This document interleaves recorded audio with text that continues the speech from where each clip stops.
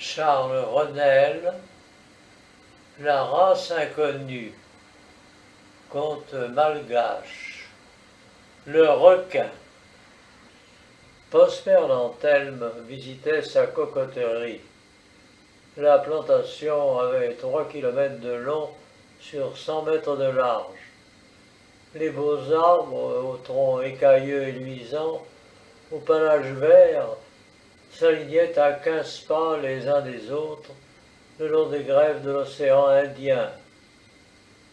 La régularité de ces dignes monuments était interrompue en son milieu par un village Bersimaraka, tout en bambou, habité par les travailleurs de la concession. Lantelme, en revenant de sa tournée, s'y arrêta. Entre les dernières cases et la mer, quelques rochers perçaient la dune. À leurs pieds, à 10 mètres de l'eau salée, suintait une source. Elle était presque 100 mètres, à peine buvable. Mais les indigènes avaient pour elle une vénération superstitieuse. Une fois que Lantelme s'était rafraîchi les mains, il était accouru du village, l'avait supplié de faire ailleurs ses ablutions s'il ne voulait attirer sur eux les pires malheurs. Ce jour-là, il s'assit sur un rocher, non loin de la vasque, et regarda la mer.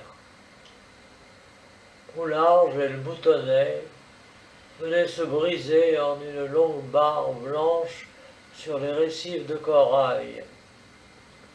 Puis, jusqu'à la côte, de molles ondulations la soulevaient d'un mouvement rythmique pour répandre sur le sable l'éternel flot de ses eaux frangées d'écume.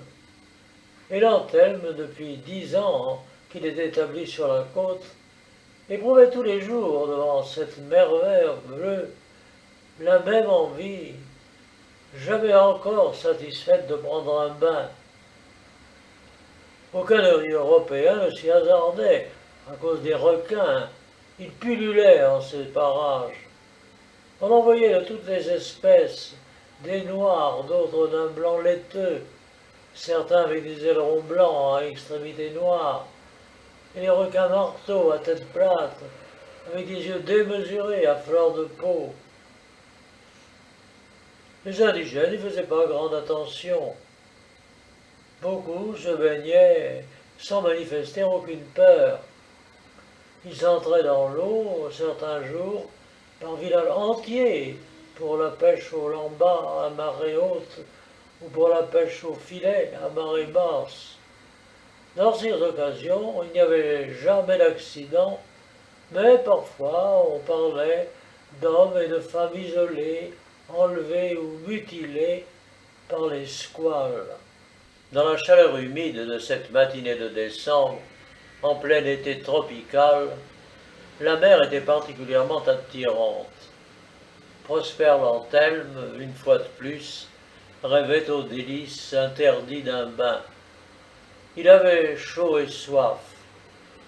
Réunissant les 2 mains en forme de coupe, il les plongea dans l'eau fraîche de la source, les approcha de ses lèvres, but l'eau vénérée des Betsimissi-Raka lentement, la tête renversée en arrière, les doigts mal joints laissant tomber une pluie de gouttelettes. Et son geste simple ressemblait à un rite. À ce moment, on passa un de ces entaïmourous qui, de la province de Farafangana, s'en vont dans toutes les parties de l'île, s'engagent comme manœuvres, comme terrassiers, comme orpailleurs, et reviennent avec leurs économies acheter des bœufs ou des rizières dans leur coin de terre natal. Celui-ci arrivait du nord et sans doute rentrait chez lui avec un sac de piastres. Il avait fait une longue étape, les casses parmi les cocotiers avaient l'air accueillants, et il décida de s'arrêter. Mais avant de s'asseoir au foyer d'un autre, il voulut se purifier les souillures de la route. Il déposa sur le sable le long bambou aux deux extrémités duquel il avait équilibré son bagage, quitta son lamba, son salaka, et s'avança dans la mer à quelques mètres du rivage. Quand il eut de l'eau jusqu'aux genoux, il commença ses ablutions. La houle tantôt le découvrait jusqu'aux chevilles, tantôt l'immergeait jusqu'à mi-corps. Prosper Lantelme admirait l'élégante silhouette bronzée qui, surgissant de la mer, se détachait sur l'horizon lumineux. Soudain, comme une vague plus forte que les autres s'enflait à la hauteur de sa poitrine, l'Antaïmourou s'arc-bouta en arrière et battit l'air de ses deux bras crispés comme pour s'accrocher au vide, en poussant un cri d'effroyable détresse. Il s'effondra dans l'eau, et la mer tout autour de lui se teignit de rouge. Quand la vague se retira, il n'y avait plus sur le sable qu'une moitié d'hommes. Le requin avait emporté le reste. Les gens du village, appelés par le cri d'agonie, enlevèrent les débris humains et allèrent l'ensevelir dans la partie la plus de la lande réservée aux étrangers, pendant que Lantelme, béant d'horreur, muet d'horreur, contemplait la mer cruelle, pleine de monstres invisibles. L'après-midi, il revint, l'imagination hantée par l'affreux spectacle, jusqu'au lieu où s'était passé le drame. Il s'assit sur la même pierre où il s'était reposé le matin et regarda la douce mer bleue aux molles ondulations pacifiques.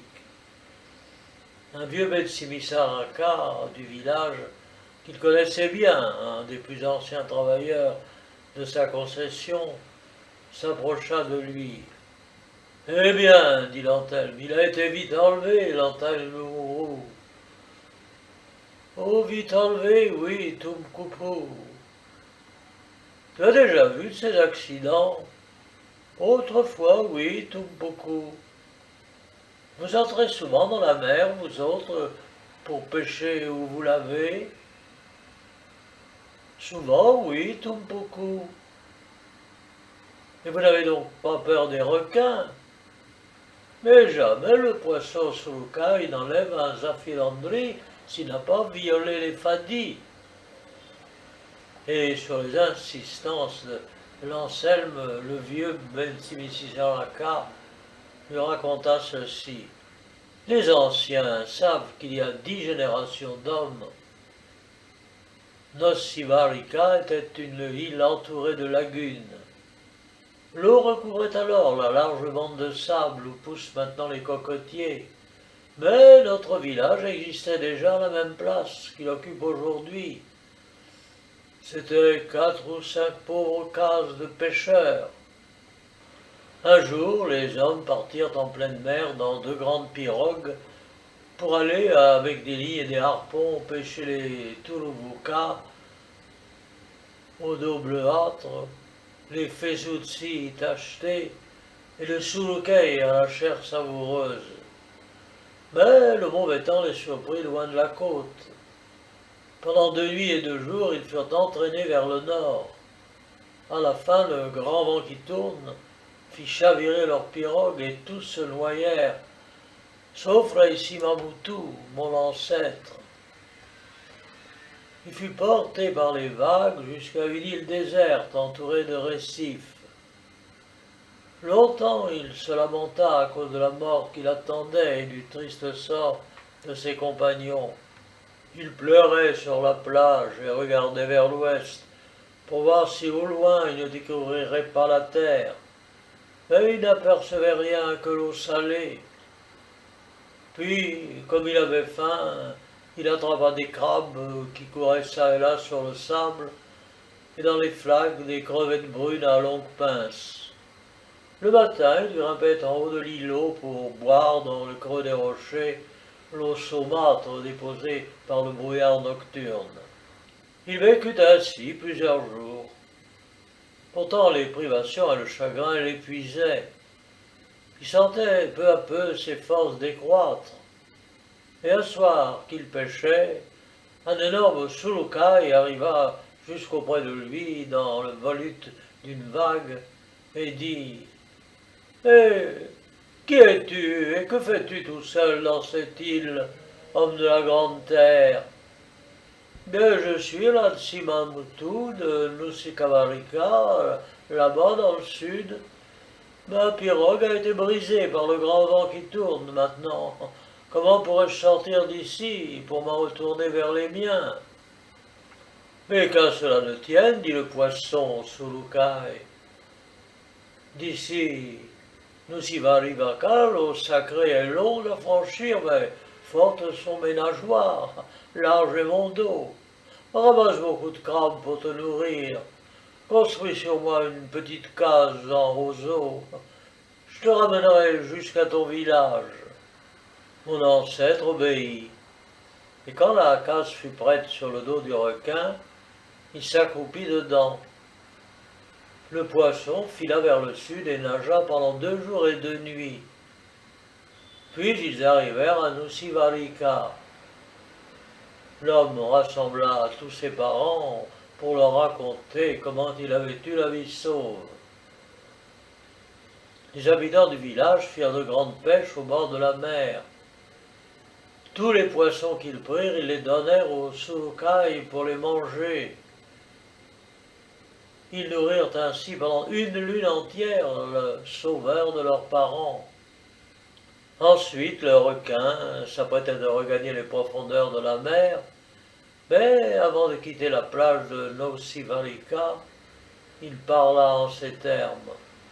« Que maudit soit et que meure celui de mes enfants qui mangera les descendants de cet homme. » Puis il enfonça une de ses nageoires sur le bord de l'île, au pied du rocher où tu es maintenant, assis, Vasaha, et qui en ce temps-là était baigné par la mer. Et à l'endroit où il avait enfoncé sa nageoire coula une source. C'est la fontaine qui est ici, près de toi. Si vous buvez de cette eau, dit-il encore, jamais les Sulukai ne vous mangeront. Et il plongea dans la mer pour gagner les récifs. Mon ancêtre, Latsimamutu, dit à son tour devant ses parents rassemblés. Que maudit soit et que meure, dévoré par les Sulukai, celui qui pêchera ou qui mangera les descendants de ce poisson.